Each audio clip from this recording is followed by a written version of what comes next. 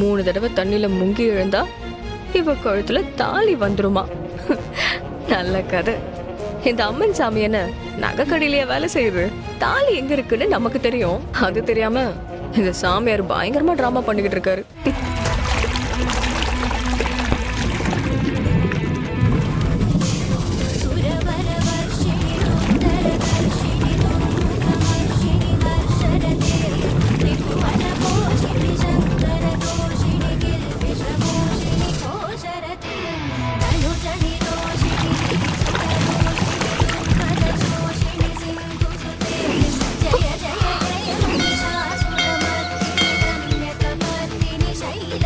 Om Shakti Parashakti.